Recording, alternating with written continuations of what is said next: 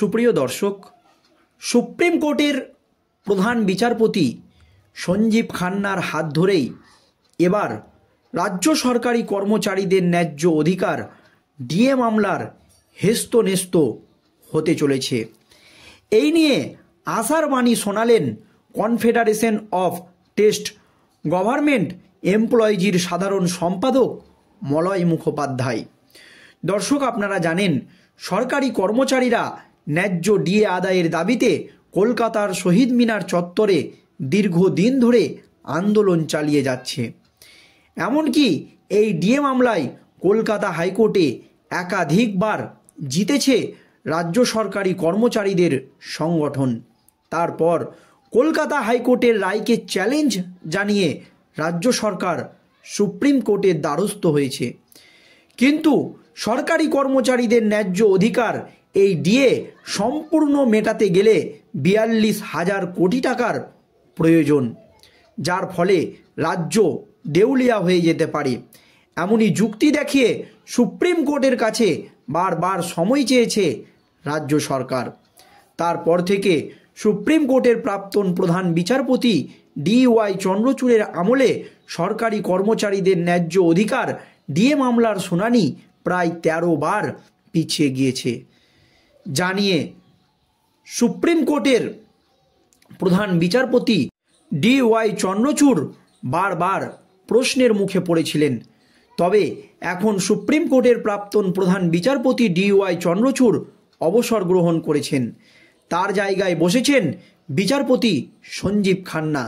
আর সঞ্জীব খান্না প্রধান বিচারপতি পদে বসার পরই একের পর এক মামলায় রাজ্য সরকার বড়সড় ধাক্কা খেয়েছে।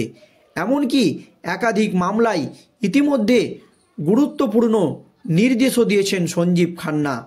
এছাড়াও সঞ্জীব খান্না প্রধান বিচারপতি পদে বসেই পরিষ্কার জানিয়ে দিয়েছেন যে সমস্ত মামলা দীর্ঘদিন ধরে সুপ্রিম কোর্টে ঝুলে রয়েছে সেই সমস্ত মামলার তিনি দ্রুত নিষ্পত্তি করবেন। এরই জন্য সুপ্রিম কোর্টের প্রাক্তন প্রধান বিচারপতি DY চন্দ্রচূড়ের আমলে চলা একাধিক নীতির পরিবর্তন করেছেন সঞ্জীব খান্না, যার তীব্র বিরোধিতা করেছেন বর্ষিয়ান আইনজীবী কপিল সিব্বাল এবং অভিষেক মনু সিংভি। তারপরও নিজের অবস্থানে অনড় সুপ্রিম কোর্টের প্রধান বিচারপতি সঞ্জীব খান্না। আর এই আবহে সরকারি একের পর এক মামলায় যখন বড়সড় পদক্ষেপ নিচ্ছেন বা নিষ্পত্তি করছেন সঞ্জীব খান্না, তখন আশার বাণী শোনালেন সরকারি কর্মচারীদের সংগঠনের সাধারণ সম্পাদক মলয় মুখোপাধ্যায়। কি জানিয়েছেন তিনি, এবার সুপ্রিম কোর্টে কি হতে চলেছে সেটার বিস্তারিত বর্ণনা তিনি ব্যাখ্যা করেছেন। দেখুন কি জানিয়েছেন। গতবার অ্যালেন পার্কে ক্রিসমাস অনুষ্ঠানের সূচনায় এসে রাজ্য সরকারি কর্মচারীদের মহার্ঘ ভাতা বৃদ্ধির কথা বলেছিলেন খোদ মুখ্যমন্ত্রী মমতা বন্দ্যোপাধ্যায়। এবারও তেমন কিছু চমক থাকবে বলে আশা করেছিলেন রাজ্য সরকারি কর্মচারীদের একাংশ। তবে এবছর ডিএ নিয়ে কোনো ভালো খবর আসেনি। এরই মধ্যে এবার বড় মন্তব্য করলেন রাজ্য সরকারি কর্মচারীদের সংগঠন কনফেডারেশন অফ টেস্ট গভর্নমেন্ট এমপ্লয়িজের সাধারণ সম্পাদক মলয় মুখোপাধ্যায়। 2025 সালের 1 জানুয়ারি থেকে ডিএ পাওয়ার আর কোনো সম্ভাবনা নেই, এমনই কথাই শোনা গেল মলয় বাবুর মুখে। যদিও অনেকে এখনও আশা করে রয়েছেন, একাংশের মতে অ্যালন পার্ক থেকে মুখ্যমন্ত্রী ডিএ বৃদ্ধির ঘোষণা না করলেও 2025 সালের 1 জানুয়ারি থেকে বর্ধিত হারে মহার্ঘ ভাতা কার্যকর হওয়ার বিষয়ে কিছু ঘোষণা হতেই পারে। উল্লেখ্য, চলতি বছরের শুরুতেই ডিএ বৃদ্ধি পেয়েছিল রাজ্য সরকারি কর্মচারীদের। চলতি বছর 2 বার ডিএ বৃদ্ধি করেছে রাজ্য। আগে 6% করে ডিএ পাচ্ছিল সরকারি কর্মচারীরা। ডিসেম্বরের ঘোষণা অনুযায়ী 1 জানুয়ারি থেকে 4% ডিএ বাড়ানো হয়েছিল রাজ্যের কর্মীদের। এপ্রিল থেকে আরও 4% ডিএ বাড়ানো হয়েছিল। সব মিলিয়ে বর্তমানে ষষ্ঠ পে কমিশনের আওতায় 14% হারে মহার্ঘ ভাতা পাচ্ছে সরকারি কর্মীরা। এখনও রাজ্য সরকারি কর্মীদের ডিএ বৃদ্ধি নিয়ে সরকারের তরফে কিছু জানানো হলেও অনেকেই আশা করেছিলেন ক্রিসমাস উৎসবের সূচনার অনুষ্ঠান থেকে মুখ্যমন্ত্রী এবারও ডিএ বৃদ্ধির ঘোষণা করতে পারেন, তবে তা হয়নি। এইদিকে দফায় দফায় ডিএ বৃদ্ধি করছে কেন্দ্রীয় সরকার। বর্তমানে কেন্দ্রের কর্মীরা 53% হারে ডিএ পাচ্ছে।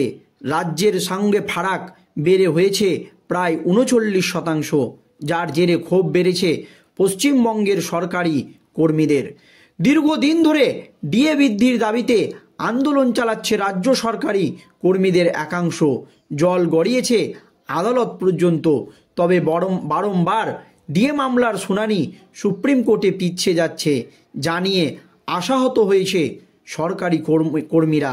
আগামী বছর জানুয়ারি মাসে ফের ডিএ মামলার শুনানি রয়েছে সুপ্রিম কোর্টে।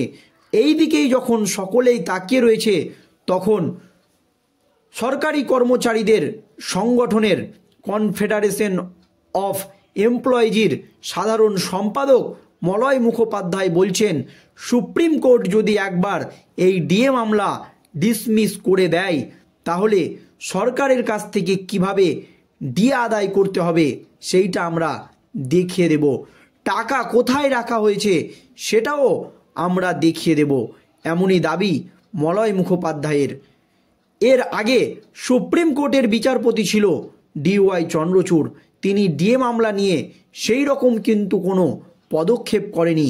কিন্তু বর্তমান সুপ্রিম কোর্টের প্রধান বিচারপতি সঞ্জীব খান্না রাজ্য সরকারের বিরুদ্ধে একের পর এক মামলায় চরম পদক্ষেপ নিয়েছেন, আপনারা দেখেছেন।